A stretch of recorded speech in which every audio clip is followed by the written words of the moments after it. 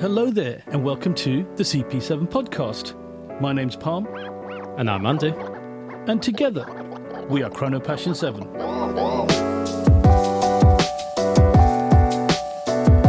Hello, and welcome back to your favourite watch-related podcast, Chrono Passion 7. Yes, the number 7 is for luck and the number of the best footballer in a football team. Another very important number in a football team is number 10. And that number's quite prominent with our next guest. The number 10, he's the playmaker. He's the man behind the whole show. He's the one who makes it all happen. And our next guest is the number 10 of independent watchmaking in the UK. We have Pietro from the limited edition. Welcome back to the show, Pietro. Oh my goodness, Palm, Andy, this must be by far the best introduction I've ever had. The football analogy, I love it. I grew up with all sorts of number 10 that have inspired me in so many ways. Roberto Baggio, Alessandro Del Piero, Gaza, Gascoigne as well, and many more. So I love that. And being our 10th anniversary as well, it's, fantastic. Fantastic. I love it. Well, yes, 10 years of the limited edition. But we'll get into that a bit later on. But welcome to the show. Welcome back to the show, the star of episode 13. Thank you, Palm. It's a pleasure to be with you, as always. And I'm ready. It's great to have you back, Pietro. An absolute pleasure to have you on the show again. And before we kick things off, the most important question I have to ask is what's on the wrist today? What are you wearing? So I'm wearing Kudoke K2 British Heritage, which was one of our meaningful collaborations in the span of these 10 years, representing the independent watchmakers. It's a piece I love, and I managed to keep the first prototype that was produced of a series of 30 pieces. And we made a bit of a link between British and German watchmaking. Stefan Kudoke was heavily influenced throughout his career by British watchmaking. Of course, in general, there were many connections between watchmaking on these shows and in Germany. So we have worked on a mix of decorations like frosting, like engraving, some Thomas Mudge patterns, for example, on the case back, a lovely frosted dial that could be reminders of this interaction between two different watchmaking cultures that interacted with each other across many, many years and many decades of development of watchmaking. What a piece. What a piece. That's going to be difficult to follow. But Palm, over to you. What's on the wrist? It's my time. I've got nothing like a Kudoke, but I do have a microbrand stroke independent watchmaker's watch on. It is my Arken Alterum, the speakeasy version, which is 39mm. It's titanium, but coated in Cerakote. It's got a textured dial. It's got a GMT function.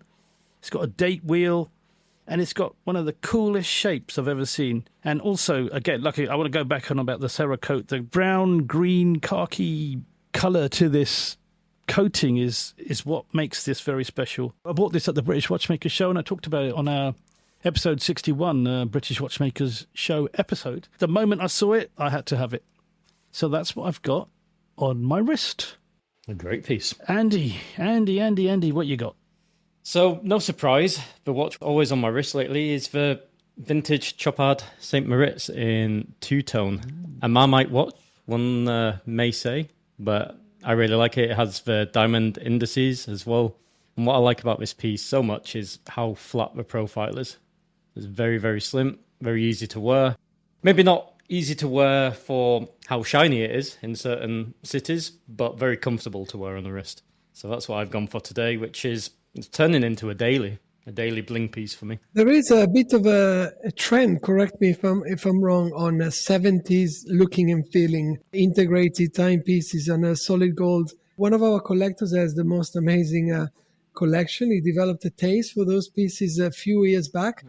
Now he must have something like 30, 35 pieces in that kind of aesthetics, and they look that cool. Very cool. Yeah, it's just that retro Miami Vice vibe, right? For me, at least. It's all about Miami Vice. That's Miami what it is. Vice. We've been obsessed with Miami Vice this summer. Yeah, I've seen more of those. I've seen more and more. I see on social media. Yeah, there's a few. I'd never seen one before, and then You I'd got like to one. say it's because of me, influencer. It could be. It probably is. Or the podcast. It's because of the podcast. podcast, On the the audio, the airwaves have influenced everyone. But that's a great watch, and we're going to go straight into the questions with Pietro. So 10, as I said earlier, is a special number. It's been 10 years since Pietro has started the limited edition, and they're going to have an amazing event in London. But Pietro, I just want to start on the limited edition. We heard all about yourself in our episode 13. So we're going to focus on the brand you've created. What inspired you to create an independent watchmaking company? Did you foresee it sparking this big 10th anniversary celebration and having achieved what you'd achieved? Yeah, to be honest, when we started, I was convinced that there was a lack in the market because that's where I come from. I had already previously had 15 years in the industry, and I could tell that there were many collectors of niche artisan watchmakers, but those watchmakers were not necessarily represented enough on the market. And the reason I knew it is because I represented myself some independent watchmakers in the past, and nobody wanted to talk to me in terms of the retailers. They wouldn't have the space, the time, the willingness to promote something that wasn't seen as a fast mover, which retailers ultimately need to be able to monetize and make the space that they rent profitable, regardless of the city they're in with their showrooms. So I decided, okay, let's forget about the showroom. Let's forget about managing a store. Can we actually create a culture for those watchmakers that are completely niche, completely unknown to the masses, but they are already known to the knowledgeable collectors that actually have that as a passion? And the answer, I was sure it would have been yes, but I didn't know what I was embarking on because it took a long time to get established. It took a bunch of shareholders that really supported us from the beginning, not necessarily financially, but more on the patient side. Because to build a culture, it doesn't take a day, it doesn't take 6 months like opening a store can be. It took a lot of time to actually gain the attention and the focus from those watchmakers that actually in those days were not finding enough of the information they needed from the traditional media. So they started to follow us to develop an interest in what we were doing. And today I can proudly say we have an audience of over 1,000 collectors that follow us from the four corners of the world. We start with 4 watchmakers. We represent over 70. Wow. And we are on the brink of taking that infamous step that I didn't want to take at the beginning of opening a physical showroom, which could be our way of innovating on our concept. Why? Because today now, our concept was very original 10 years ago. But today, many others have developed the same kind of interest and, dare I say, business model. So others are coming, others are doing similar things. So on our side, we need to innovate every year. It seems quite the journey. It seems quite a long journey as well. Just a quick one, just focusing on that. At what point, when did you realize that, okay, we've done it, this is happening? Just at what point in your journey? It's taken a long time. Imagine that at the beginning, we were still doing distribution to kind of be able to fund the business in the process of creating the limited edition. This is a reputation business. So it took time, yes, to create the culture and to be relevant, but also it took time for people to kind of trust this new player that was coming on the market, coming absolutely out of nowhere.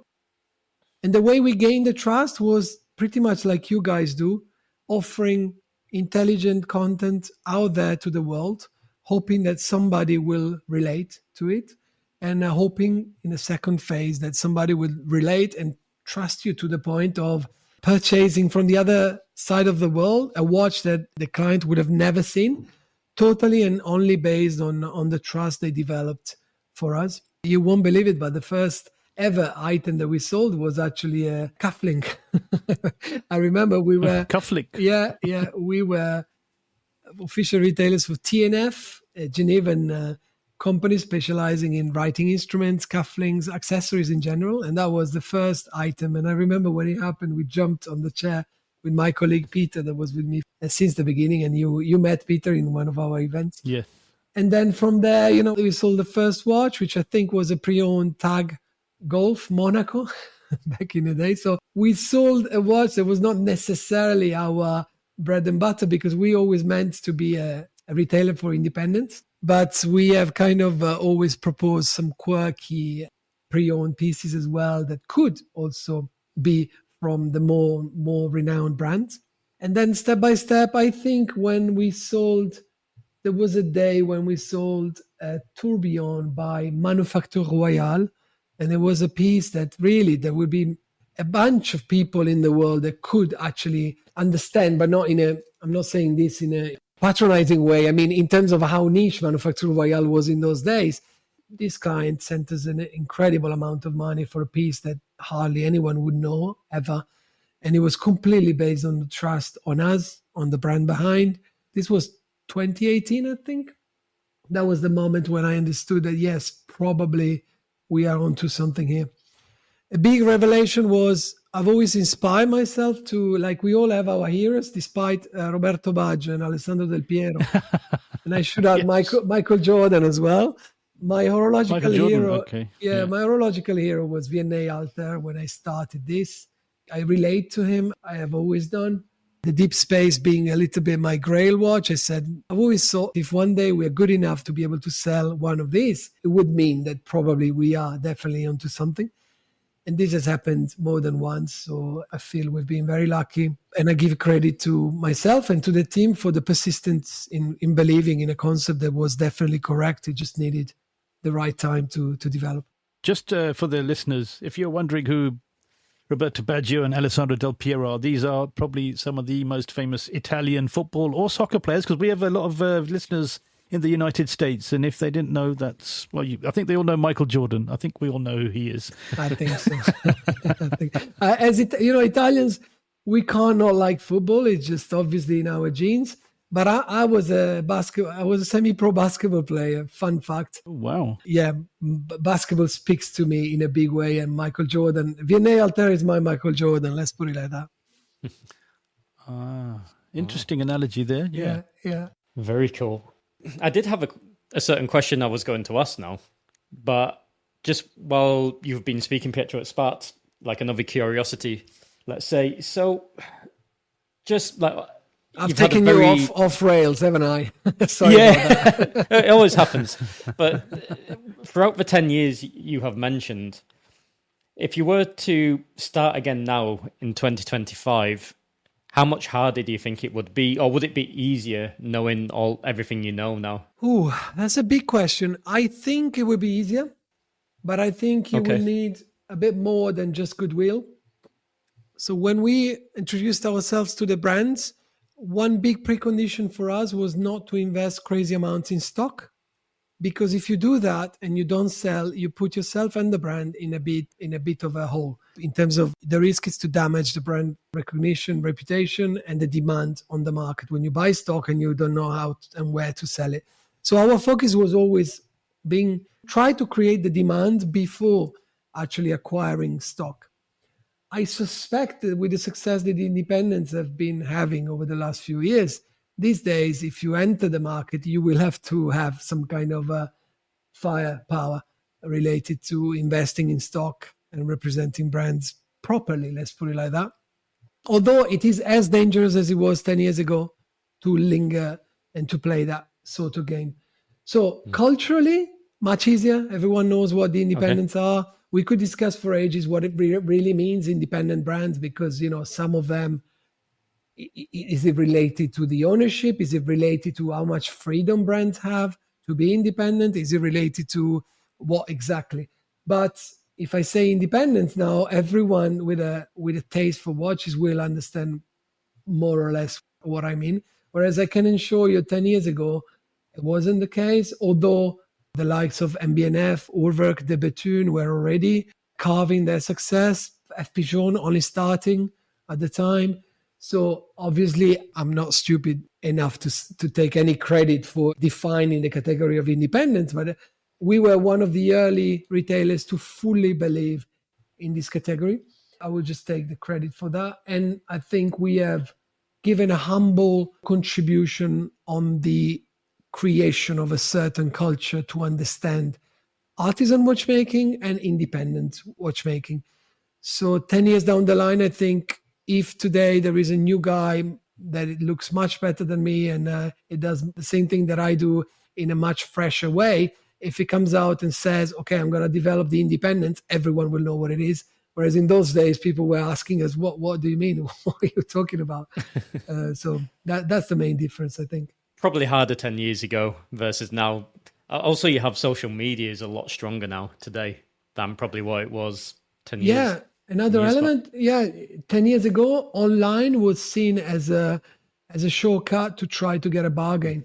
Whereas we have always taken pride from the fact that if we want to create demand, of course, we are responsible for protecting the reputation of the brands. So online for us was a great tool to share and to feed our audience, as opposed to offer, special bargains, opportunities, discounts, etc., which were the rules back in those days. And also, I can tell you, you are a free media, and these free media were not existing to a certain extent up until 10 years ago, 15 years ago. Before those days, watch media was all linked to brands investing into magazines, and so magazines would have had to be up to a certain agenda all the time in terms of how they were writing and reporting about and reviewing brands. Together with us, at the same time, many new players have started to just put contents out there without an agenda, and this is very, very different to what used to be the norm. And this has an impact because it means that it's much trickier, it's much more difficult to tell stories, because now collectors, people that love watches, have direct access pretty much to everything. So going out there and giving real, truthful information in a humble and generous way became a marketing strategy on our part. Yeah. And we leveraged on that for as much as we could. You do that brilliantly as well, I have to say. Thank you. So I will get back to my original question now very quickly. And I know Pam's got some burning questions as well. I've got just one sort of relevant to social media.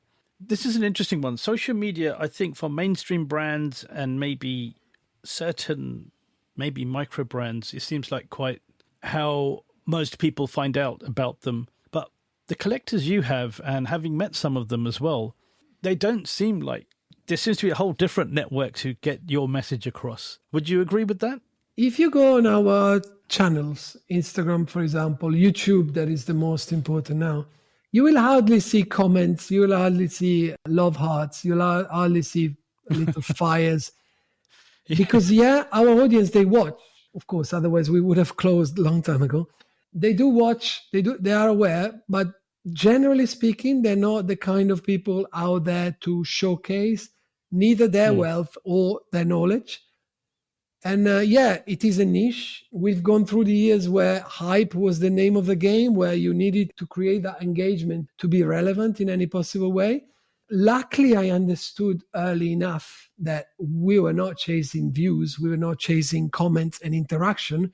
We were kind of, chasing is a bad word, but we were targeting people that are actually looking to attract, interested. With a kind of intellectual interest and passion for what we were doing. So I put that away long time ago. I don't get upset if I don't get 10 comments or if I don't get a DM. What is worrying us is only, and typically, if I don't get those private messages on the WhatsApp trail where people ask me about one watch or another. Yeah, it's very interesting. I've noticed the difference between what you do and what a lot of the others do. And I've got to say, it's having met some of your collectors as well, which we'll probably talk about a bit later, it's quite remarkable how you are so well known without having to use that cheat code, I suppose you could call it. Yeah, we try to go deeper in the relationships that we manage to create without having to be able to please everyone, because we are aware that we are in a niche. We are aware that it's a very serious topic when you're paying, investing £100,000 in a watch. There is much more than just the sell. There is there are multiple elements to feed that passion and to hope that people stay loyal to you, because altogether they have a ongoing, good, solid experience. That's our focus. Yeah. Awesome. So I'll get back to that original question, and that's more around over the 10 years. What would you say were some of the biggest hurdles you had to face, but also some of the biggest milestones throughout that journey?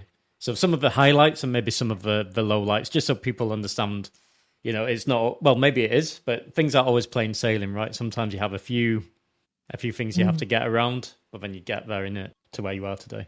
Gosh, that's a big question. So of course, there were some rewards that were amazing. I'm going to mention one that is going to sound pretentious, but it's not really. But when I was invited to be part of the GPAG jury, and I know people have mixed opinions about the GPAG in general. We could talk for ages how important the GPAG is, but I had to think about where we started and how irrelevant we were the moment we started. When the moment came to kind of represent independence in a way within the jury of the GPAG, that really brought it home at a different level. So that was a massive highlight. Same thing when we were invited to the Academy, which at the time was made of 300 people worldwide. It was humbling, and it was kind of, it's a big thing for the big brands, the GPAG, although only recently it has moved towards more the independent. And I think we have been kind of a part of it. And it was to be able to be recognized by the establishment was a bit of a humbling experience. In terms of the drawbacks, again, I don't want to sound too pleasing, but every single small drawback built a resilience on our side that actually managed to do better later on. Yes, there were maybe a couple of collaborations in which I really, truly believed that didn't do as well as we would have hoped. Also because of our resistance at the hype creation game, which is nothing, it's always been something I didn't want to take part. Because I speak to collectors, and I know serious collectors, they hate that, at least the ones that talk to me, when they have a feeling that you create this hype based on the idea that if you don't move fast, you're going to miss out on an opportunity. Ultimately, it's a sales strategy. I don't know, I remember a couple of editions that we launched because of the merit of the product that we were putting out there.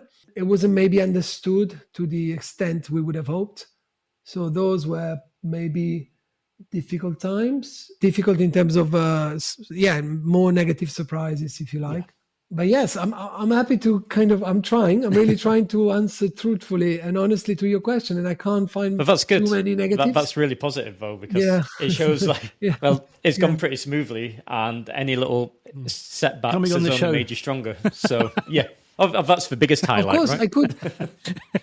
I could mention a couple of quality issues, because these incredible machines that we call watches, if compared to any machine out there, except for the computerized CNC machines that run 24 hours a day, but if you compare it to even a car, you would use your car a couple of hours a day if you're lucky, and still you'll have to service it at regular intervals, and still when they get to 80,000 miles, you'll have to start swapping parts and investing strongly on maintenance.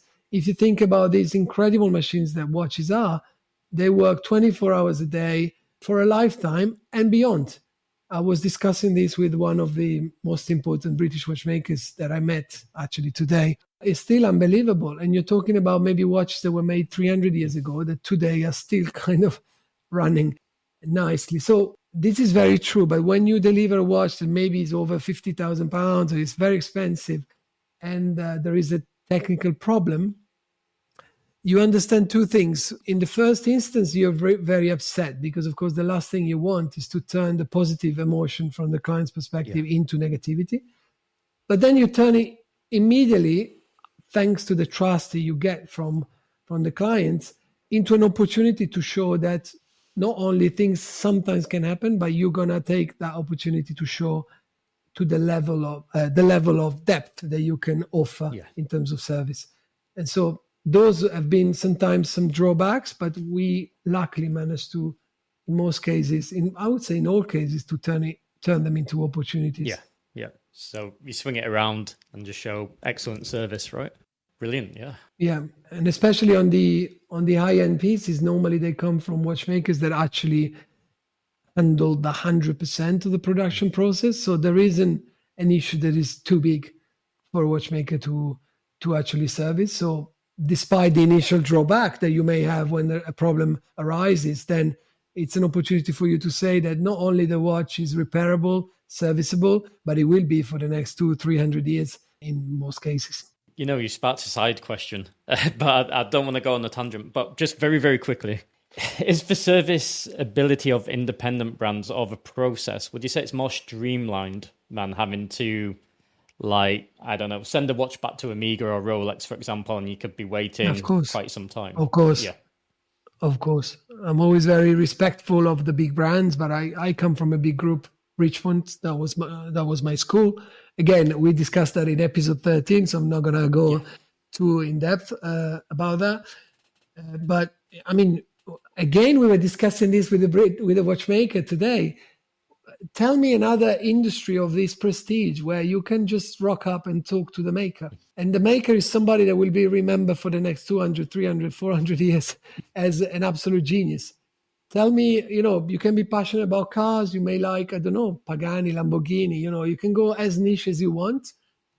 Tell me when you're going to go and talk to Mr. Maker. Yeah, exactly. Yeah. Unless you are in the obviously top 10 clients, VIP, and you may get an invitation at one point. But in our industry, we are so lucky. It's like being into art and going to meet Picasso, Pollock, Frida Kahlo. Go and meet them directly, and they'll explain you how they do things, how they process, they proceed. And when you have a problem, we have that ability of opening that door. There is a problem on a Vianney Halter. I'm sure Vianney won't be too disappointed for me mentioning him so many times. But like as an example, I'm on the phone with him the day after. This is the problem. What can we do? You have an answer the day after. Yeah. So, and that's something that, of course, with all the respect I can have for the big brands, but you have to go through a certain protocol, everybody knows it takes months. Yeah. So to put it bluntly, it takes weeks to just know what the issue was, the diagnostics, and then it will take a certain amount of time to actually fix the problem. In this respect, you can develop human relationships that actually are not just for the human relationship, but it means that you have a shortcut to sort out problems that are quite stringent, especially when you have spent a big amount of money on a watch. You want to know what's going to happen next. Yeah, that's really reassuring. Yeah, it's really good.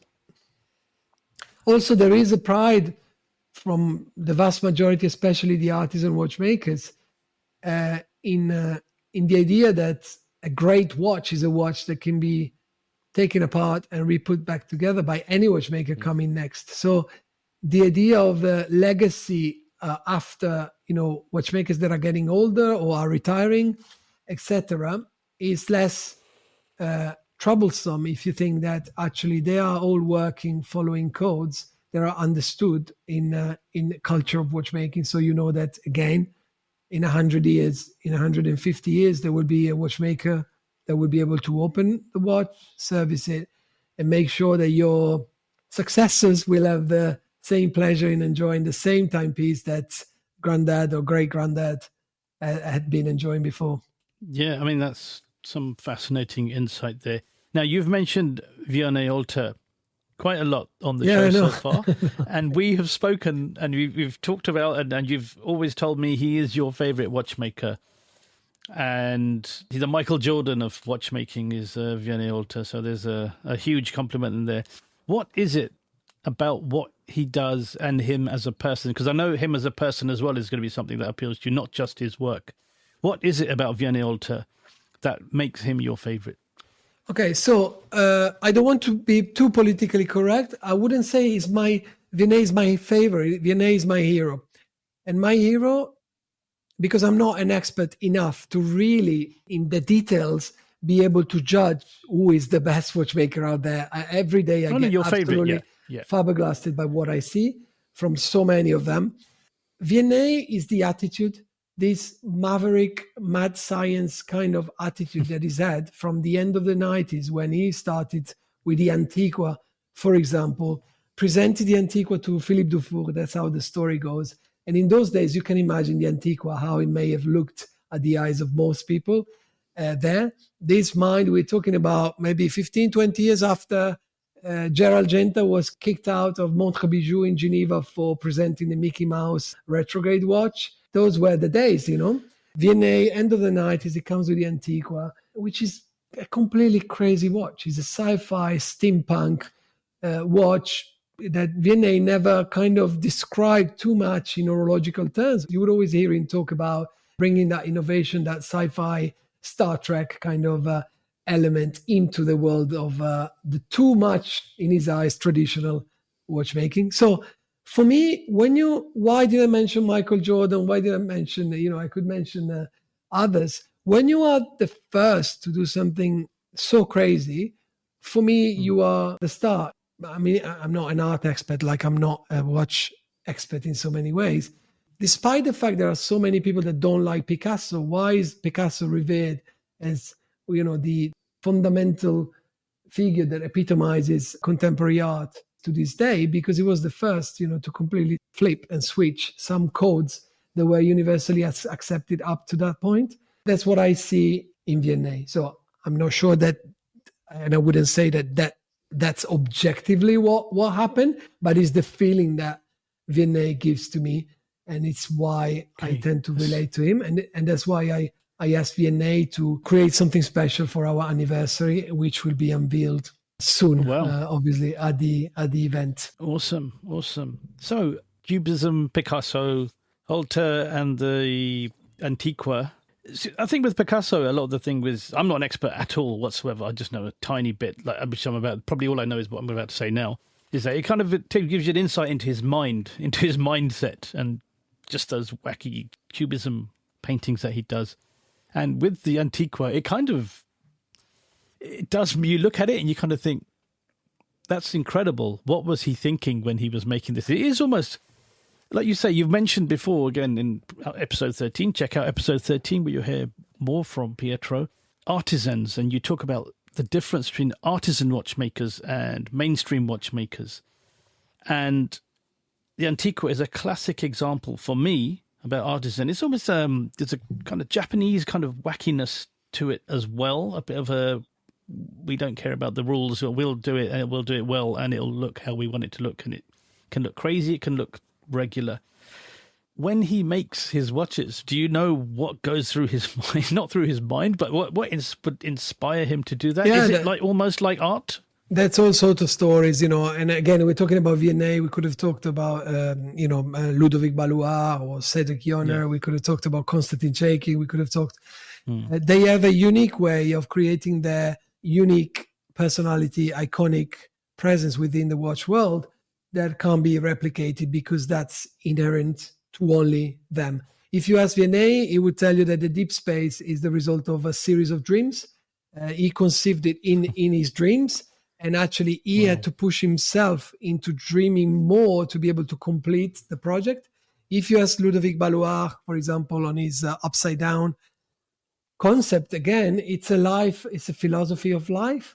And again, I love that. To talk about somebody different, Ludovic Balois, the idea of actually putting the indices the other way around on a watch, how totally crazy is that? And again, we're talking about over 10 years ago as well. So for us, when we came on board with the limited edition, we're not nearly as clever as these guys are. But in our small world, I always ask myself, what can we do that has not been done before? So, and that's their philosophy is, I can create a three-hand beautifully made. I don't want to do that. Do we not like classic watches, traditional watches? Of course, we do love them. But thank God there are these innovating forces within independent watchmaking. They are a little bit like a metaphor for life. If something has not been done, it doesn't mean that it can't be done. And if it's completely, when Patek Philippe launched the Cubitus, the amount of criticism, in this day and age when pretty much everybody is kind of coming out with some wacky design interpretation or movements, etc. Can you imagine at the end of the 90s, you come out with something like that? So that's spirit. That's what I like, to be that kind of disruptive force. And most of these watchmakers have been that. There are some others like Andrea Streller, for example, who's done who's done exactly the same, a little bit more in the background. He's done it for so many brands that have independent brands that have been created on the back of his contribution as a movement maker or as an engineer, as an advisor. And he's done it in a far less, I would say, disruptive way, but he's done it concretely for so many. I could mention many others, but I think those names, Sven Andersen, Vincent Calabrese, those are the forces that have given the inspiration for so many to come out later on with what I call the second wave of independent watchmakers, because these names I mentioned for me belong to the first wave, which can be dated pretty much starting from 1984 when the AHCI was created, and so many incredible watchmakers, including George Daniels and many others, have been involved with. Yeah, you actually preempted the second part of my question there, who at the event, you're going to have lots of watchmakers. Why have you chosen them? And you obviously have touched on what makes you choose a certain watchmaker. But because you work with so many, how can you pick just, say, 4 or 5 names there out of a hat? What is it about those? Not out of a hat, sorry. No. How can you just pick 4 or 5 names out of an ocean of creativity and artistry? How is, I mean, so easily, how can you just pick it out? Yeah. What is it about those guys? Now it is apart from actually, the wackiness? It is more difficult because going back to what we were saying before, it's like in art. Finally, independent watchmaking is seen as a form of art. Watchmaking in general, of course, is a form of art. But today, like never before, if you are a watchmaker and you want to be seen and you want to express yourself creating your art, you can do it now. You're out of any watchmaking school around the world, or you set yourself up as a self-taught. It does happen like in art. And it's the first time. So it's the first time where there is an abundance of watchmakers and it's becoming difficult for us. So the criteria for us are quite simple. I mean, first of all, we're lucky enough because out of this culture that we have created, I learn every day from our collectors. So they would signal very simply to me, this or the other watchmaker that I may have not had in my radar. And I would educate myself and then try to understand if there is a collision of interests, if we like, and kind of start representing them. On the other side, of course, they have to make sense with the culture that we have established, which is all about artisan work for the high-end brands and incredible value for the money for the entry-level brands. I always say I'm a middle-class, normal person. I could never afford timepieces that were over and beyond certain prices. So I think there is a dignity and there is a kind of duty that we have in showcasing the fact that watchmaking can also be affordable and it doesn't have to be a 6-digit number all the time. And so these are 2 big criteria. So the artisans and the entry level, good value for the money. And also the third criteria would be, and this is a no-brainer when I see stuff that had not been done before, that really interests me because it goes again with that principle and philosophy that I see reflecting in people like Ludovic, Andreas, Vianney, Constantine, that have always acted out of their own initiative without caring too much about what was done and what was not done before in the industry. So I don't know if that answers your question. Sometimes also there's a bit of me just saying, I love that. And we should do it. No, okay, your personal, as a subjective taste as well. I'm going to just add a tiny little bit onto this one. At what stage, I'm not there yet, but at what stage does a watch collector or enthusiast know, right, I'm ready to go into the independence? Because I think it's a part of your journey. It's not the first thing and maybe not even the second thing. Because we were at an event at Phillips Auction House and we had Recep Recepi, David Kando, lots of excellent watchmakers there. And one question that a friend of the show asked was, do you see a connection between independent watch collectors and vintage watch collectors? And the resounding answer was no, it's a totally different thing. So at what point do we forget mainstream, vintage? What makes you ready for that, the big push? I think arguably it was important to talk and to elevate the idea of these artisans that are independent, and the fact that they are independent rather than just being owners of their own business it relates to the attitude that they can have of doing whatever they want. That's what being independent is about. When I was in a big company, for the big groups, the bottom line is creating value for the shareholders. That's the bottom line. For the independents, the bottom line is, can I leave a mark in this world by means of exposing my work, which is a totally different perspective. So it was right and correct when these artisans were completely undervalued and underestimated to bring them to light. We are insiders of this industry, so I kind of stand by that. But what really counts is the collector. So the reason why watchmaking exists is because there are people out there understanding, finding pleasure in collecting these watches and putting a sizable amount of money on them to nurture an industry that would not be here without the passion of people like yourself, like us, and like whoever buys a tool that has no real function anymore other than making us feel good in one way or another. So the idea is, for a collector, then he would have in his collection whatever speaks to him. It doesn't matter what Pietro is saying. If I see an IWC in Market Street from my local retailer and I love it, I just love it, I'm going to go for it. But now, maybe also because of Pietro, but more because of Max Busser, because of Denis Flageolet, because of Vianney Halter, because of Martin Fry. Now he has also another perspective, another place where he can take his collection to, if one day he will get bored or those more mainstream brands will not do for him. And dare I say, for the first time, I've spent how long have I been in the industry? Nearly 25 years. I spent the best part of 25 years saying an independent will never be your first watch. Now, for the first time, because of this popularity of the independents, dare I say, yes, I see people that will get an independent before a Rolex. Now, I may be blasphemous here, but for the first time, I see that happening. I have clients that got into watches because of discovering the independence and not because of coming from the watch collector Oliver kind of journey that you described. Yeah. You start from your Omegas, then you go to your Rolexes, then you go to your Panerais, and then you move on to your Breguets, and then finally. That is still kind of very, very common.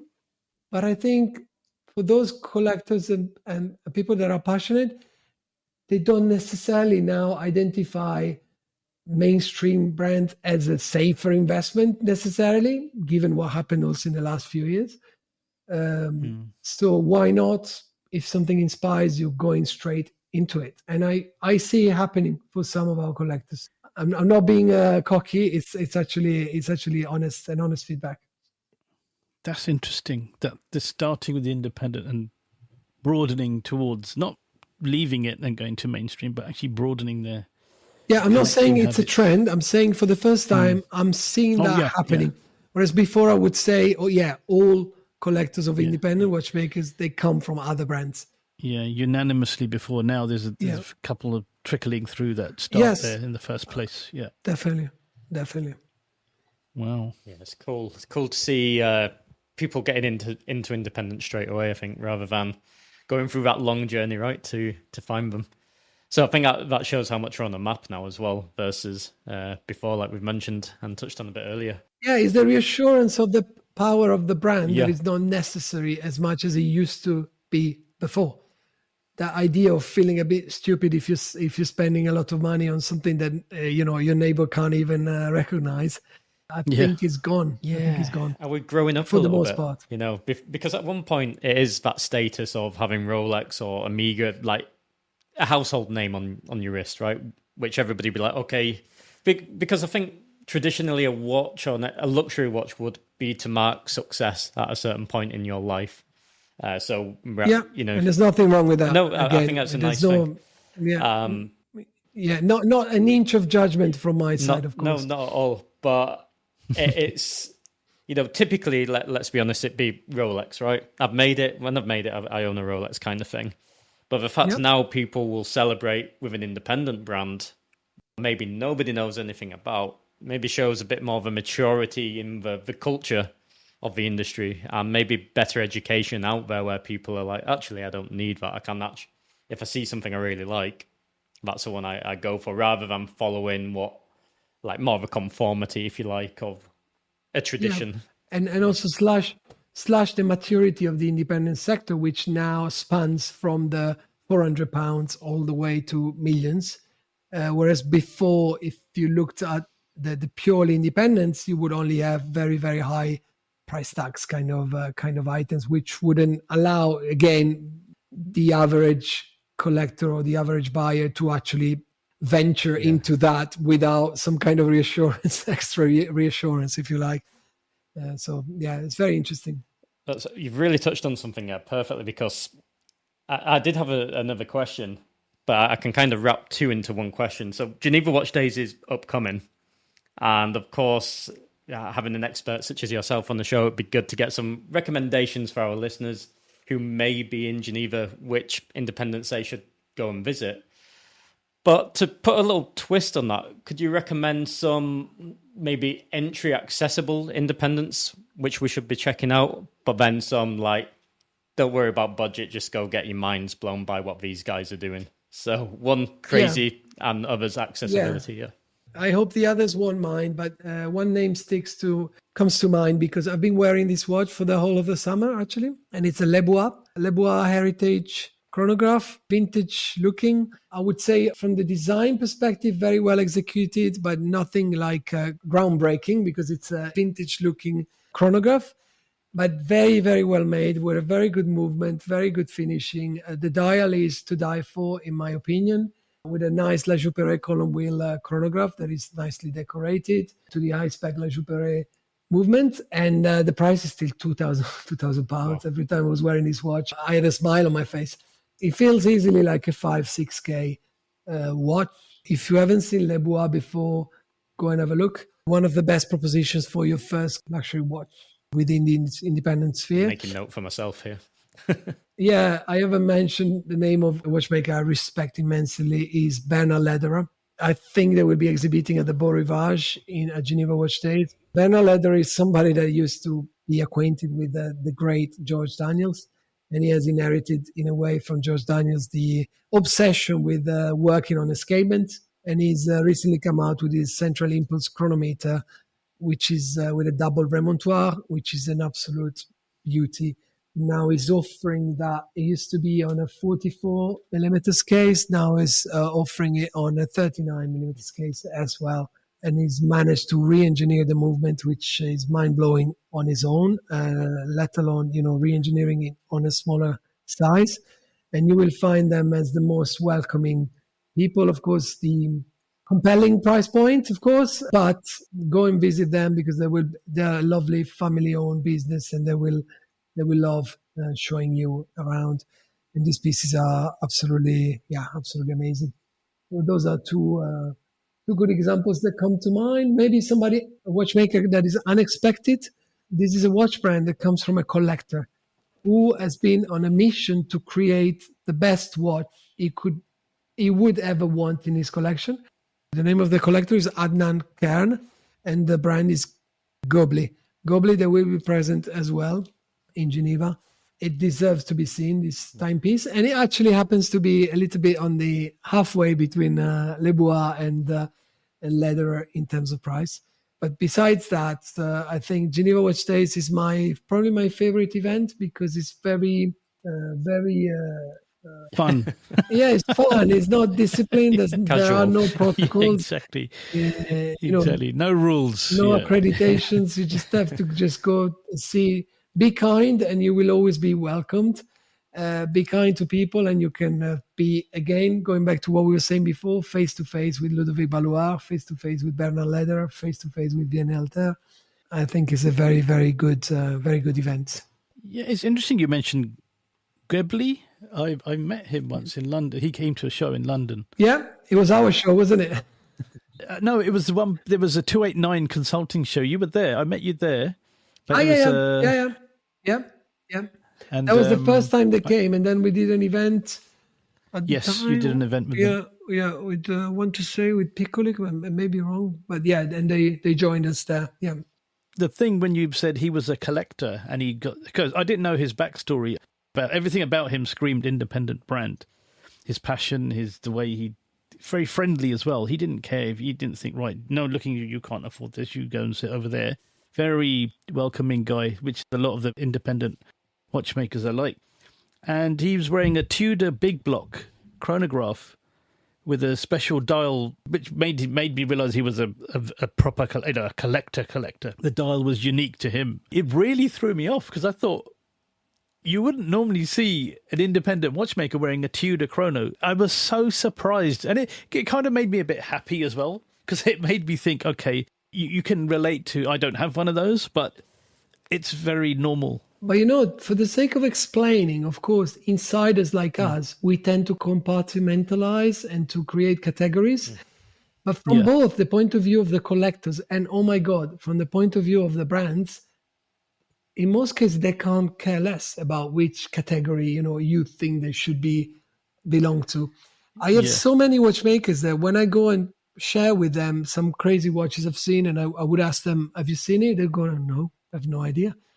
Some of them, they're completely focused on what they do. Adnan is an exception to that, because being a collector in the first place that started his brand, he has a kind of a fair balanced view on what happens on the mainstream brands, independents, artisans, micro brands, etc., etc. So it's definitely somebody with whom you can have a great conversation. And to end this, fun fact, again, today I've met with one of the most important British watchmakers, surely of our age, but that will be recognized for decades to come. And she was wearing a Casio. Oh, really? Okay, wow. A Casio. And we had a conversation about that. She said, yeah, there's no pretentiousness in the vast majority of these makers. Again, talking about independence is a shortcut for us to explain a category that was not really represented before. But from their point of view and from the collector's point of view, when a watch speaks to you, it just speaks to you. It makes you smile. You want to have it, you have to have it. And that's it. It doesn't matter what Pietro says, Palm says, or Andy says. It's very personal. And that's what makes watches unique, that they are so personal. And some of them can speak to you and say nothing to me, and the other way around. And so it goes for watchmakers, for collectors, and for passionate people like us. Personal is something that's coming out more and more. Every show we do, it used to be passion when we started off, you could tell someone's passion. But now it's the personal feeling someone gets from a watch. I'm hearing that more and more. I thrive off that, but I hear it more and more, and it's good to hear that. The good thing about the crash, in a way, was the hype crash. Was that no one's following the shepherd now. They're doing what they want. It's the opposite of what used to happen. What used to happen is, I'm going to show Palm that I can also afford. I can, I can have the same item he's wearing, and we're going to cherish that, and we're going to have fantastic conversations about that one watch. Now it's a different dynamic. It doesn't really matter if I don't like the watch you wear, but if you can share a good story for me to appreciate it, I'm very happy to show you then something that is completely different. You may not like at all, but I wouldn't care about the fact that you don't like it, because it speaks to me as well as the watch speaks to you. Maybe we're going too deep here, but it's not about belonging to a group to conform, but it's the exact opposite these days. It's right where it should be. And the deeper we go, the better. Yeah. It's where it should be at. It's fine. Going deep is fine, Yeah.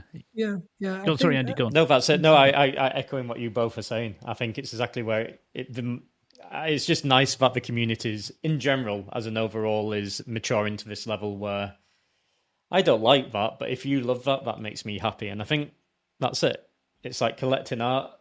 Somebody's art can be trash to somebody else, and to somebody else it's the most delicate thing in the room. Masterpiece. We go back to Picasso. Picasso must have haters as many lovers as haters he must have, and but arguably he's changed history. So you can't argue with that for sure. True, very true. On the subject of Geneva Watch Days, you'll be there. For our listeners who are turning up, apart from the brands that are there, I think one you missed out was Louis Erard. I think that guy, what he does with collaborations and everything is just spot on, and affordability Yeah. I respect what he does so much. Yeah, Manuel, I have huge respect for Manuel, and we have actually shared a big part of this journey in the last 10 years. When he started to do these collaborations with independents, we had a lot of exchange here and there. As you've noticed, we became partners as well with the Colloquium, which was his second brainchild. So Manuel is a creative mind that I respect immensely, and he's turned around a brand, Louis Erard, that was more on the traditional kind of standstill at the time, and it's completely made it re-flourish.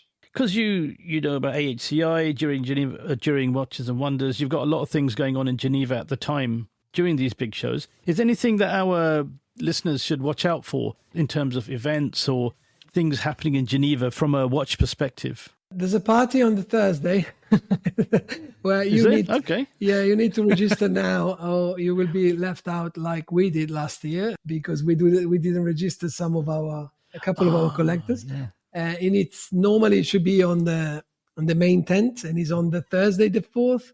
So if you need a link for that, I can send you across. But besides that, I think there shouldn't be stress. You just turn up.